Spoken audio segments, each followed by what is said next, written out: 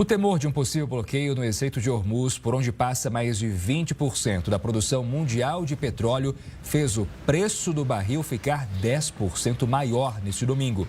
Depois dos ataques dos Estados Unidos e Israel ao Irã, grandes companhias e empresas comerciais interromperam transportes de petróleo, combustíveis e gás natural liquefeito. Diante desse cenário, o mercado passou a projetar que a cotação possa chegar a $100. Na sexta-feira, diante da escalada do conflito no Oriente Médio, o preço já havia atingido o maior nível desde julho. Para a gente repercutir os efeitos econômicos desse conflito, eu converso agora com Igor Lucena, economista e doutor em Relações Internacionais. Igor, boa tarde, obrigado por estar com a gente neste domingo.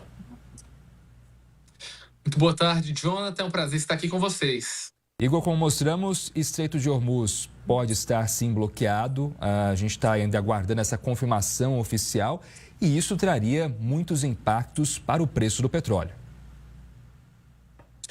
Não há dúvidas, Jonathan. O Estreito de Hormuz tem hoje a passagem de mais de 20% da produção de petróleo mundial, a produção de gás. E lembrando que todo o Golfo daquela região, então a gente está falando do Bahrein, do Catar, dos Emirados Árabes Unidos, Arábia Saudita, que alguns deles têm, óbvio, gasodutos e oleodutos pela região terrestre, mas a maioria do escoamento da produção de petróleo desses países passa pelo Estreito de Hormuz. Lembrando que os maiores, não produtores, mas os maiores detentores de reservas, tirando Venezuela, é a Arábia Saudita e o Irã.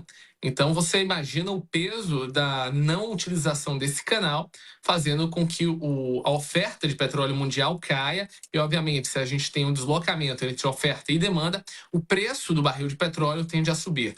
E é importante, Jonathan, porque isso impacta diretamente na bomba de combustível do mundo inteiro.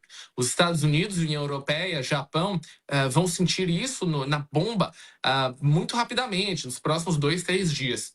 No Brasil, isso deve demorar um pouco mais, porque a gente tem um modelo de regulação quase que monopolístico da Petrobras, que muitas vezes não repassa a totalidade, mas termina tendo que repassar alguma coisa.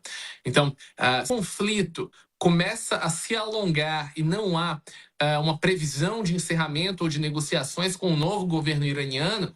Você tem essa manutenção de um novo patamar do barril de petróleo e, obviamente, isso tem impactos negativos para o mundo inteiro, né? Isso derruba as economias mundiais, faz com que investidores afastem recursos de bolsas de valores. Então, a gente pode ver um aumento na cotação do dólar e também na cotação do ouro, né, que é um grande ativo utilizado para a defesa em períodos de crise. Mas eu acho que o principal, e eu acho que a gente trazendo um pouco para a nossa realidade, Jonathan, é que o Brasil ele tem um sistema duplamente suscetível. O Brasil sente muito o aumento do barril de petróleo e sente também o aumento do dólar. Se a gente tiver um efeito duplo dentro dessa situação, a gente vai ter um impacto até mesmo na inflação brasileira.